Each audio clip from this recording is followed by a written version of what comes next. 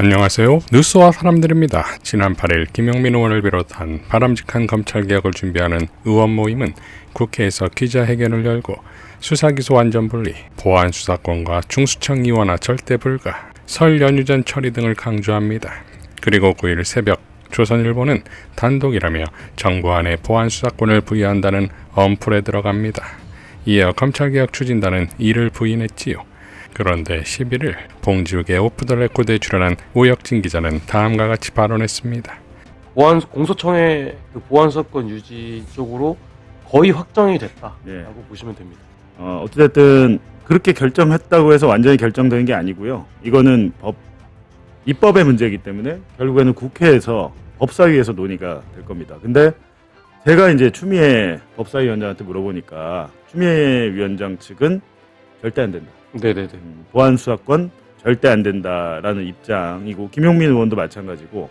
법사위를 넘을 수 있겠습니까? 또한 그것을 모를 이재명 대통령이 아니겠지요.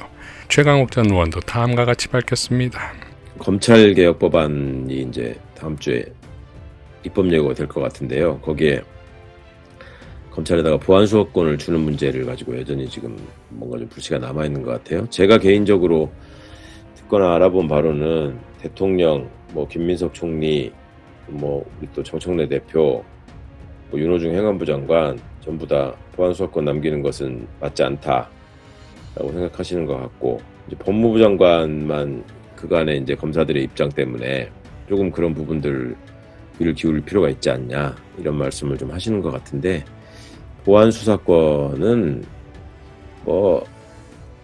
혹시라도 이게 인정되지 않을 가능성이, 국회에서 이제 보안 수사권을 붙여가지고 통과시킬 가능성은 저는 거의 없다고 보고요. 우리 민주당 의원들이. 아니, 중수청이 출범하고 또 공수처가 더 확대 개편되는 마당에 굳이 왜 공소청의 검사들에게 보안 수사권을 남겨야 된다고 하는 것인지 저로서는 사실은 잘 이해가 안 갑니다. 그리고 결국은 기존의 검사들이 사표를 내지 않으면 공소청이나 중수청으로 옮겨가는 건데, 이자들이 뒷구멍으로 짬짬이 해가지고 뭔가 일을 만들기 시작할 수 있는 상황, 이것도 충분히 예상하고 대비를 해야 되거든요. 그런 점들도 민주당 의원들도 충분히 고려하고 있을 테니까 너무 걱정하지 않으셨으면 좋겠고요. 추미애 법사위원장이 법사위나 방송에서의 발언한 것을 보면 턱도 없음을 알 수 있지요. 검찰은 더 이상 수사를 하면 안 됩니다. 왜? 모든 권력을 갖고 있기 때문에 굳이 과학수사 골치 아프게 매진할 이유가 없는 거예요. 과학수사 장비 예산 안 받아서 아니에요. 대검 과학수사부가 설치된 지 10여 년이 지났는데 과학수사의 기초조차 지키지 않았다는 겁니다. 경정한 사람이 알고 있는 사실조차 모르고 있었어요. 검사장이. 금시초문이라는 겁니다. 이 자리에 처음 듣는다는 겁니다. 어제 있었던 일입니다. 네, 그래서 더 이상 보안 수사 집착하지 않으셨으면 좋겠습니다. 대체로 검찰개혁의 핵심은 그 보안 수사권 폐지예요. 그럼 그거 보안 수사권 인정하면서 뭐하러 검찰청을 폐지합니까? 그냥 검찰청 놔두면 되지. 바꾼 거잖아요. 뭐하러 이름만 간판만 바꾸고 복잡하게. 자, 그러니까 최종 심판은 입법부인 국회가 하는 것이고, 그 선두에 추미애 법사위가 있습니다. 시민언론민들의 EU 에디터는 북한 김여정 무인기 담아 결 달랐다, 남북 단절에 물고 라는 컬럼에서 이렇게 밝혔습니다. 김여정 담화에서 눈길을 끈 건 구체적 설명을 요구한 대목이다. 반드시 구체적 설명을 하란 요구는 역설적으로 이재명 정부의 직간접적인 소통이나 설명의 과정이 필요함을 시사하기 때문이다. 북한이 설명을 듣기 위해 남북 접촉에 나설 가능성도 없지 않다. 안규백 장관의 말대로 남북 군 당국 합동조사 협의를 추진할 수도 있고, 그걸 거부한다고 해도 우리 정부가 철저한 조사와 관련자 처벌 등 진정성 있는 대책을 내놓는다면 북한에 명분을 주고 대화로 이끄는 계기가 될 수도 있다. 무인기 침투란 악재가 역설적으로 오랜 남북 단절을 깨고 불편하지만 필요한 대화의 출발점이 될 수도 있다. 자, 박지원 의원도 다음과 같이 밝혔습니다. 남북 공동조사를 제안합니다. 무인기 문제가 남북 상호신경전을 지속하는 것처럼 보이지만 자제, 이해를 넘어 협력의 길을 찾아야 합니다. 안규백 장관은 우리 군이 보유한 기종이 아니다. 김여정 부부장은 한국 정부에서 도발 자극 의도가 없다는 것은 현명이라고 밝혔습니다. 이 점에서 해결 방도를 찾아야 합니다. 추락 무인기 등에 대한 남북 공동조사로 사실을 확인하고 재발을 방지하는 것이 상호이익입니다. 공동조사로 해결해야 평화입니다. 자, 극우 세력들로 추정되는 북한 무인기 사태를 기회로 만드는 것이 바로 이재명 정부의 클래스입니다. 원내대표와 최고위원 보궐선거가 끝나고 민주당이 완전체가 되었습니다. 이제 진경만 남았습니다. 최고위원에 당선된 3인의 소감은 이랬습니다. 우리 정청래 대표님 중심으로 이재명 정부 성공, 그리고 내란 청산, 그리고 6.3 지방선거에서 압도적으로 민주당이 승리할 수 있도록 힘을 모으겠습니다.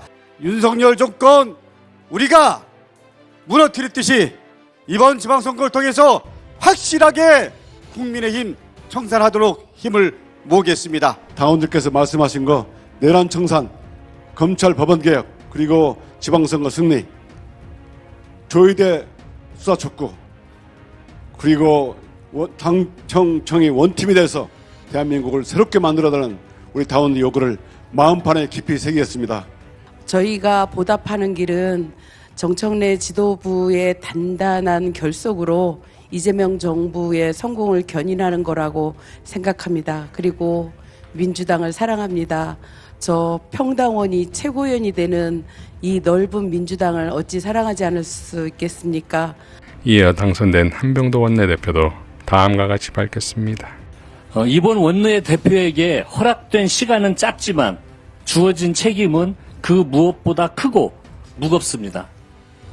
지금 이 순간부터 일련의 혼란을 신속하게 수습하고 내란 종식, 검찰개혁, 사법개혁, 민생 개선에 시급히 나서겠습니다. 우리의 목표는 하나, 이재명 대통령의 성공입니다. 국정과제를 속도감 있게 추진하고 민생을 빠르게 개선해서 이재명 정부 성공을 든든하게 뒷받침하도록 하겠습니다. 지방선거라는 큰 시험대가 우리 눈앞에 있습니다.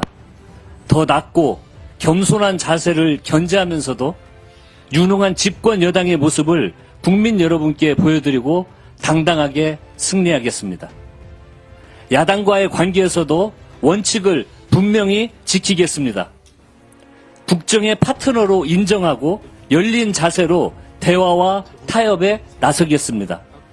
그러나 내란 옹호, 민생을 발목 잡는 정쟁은 단호히 끊어내겠습니다. 마지막으로 존경하는 선배, 동료 의원님들께 원내대표로서 한 말씀 드립니다. 집권 여당 국회의원으로서의 책임감을 저와 함께 나눠서 들어주십시오.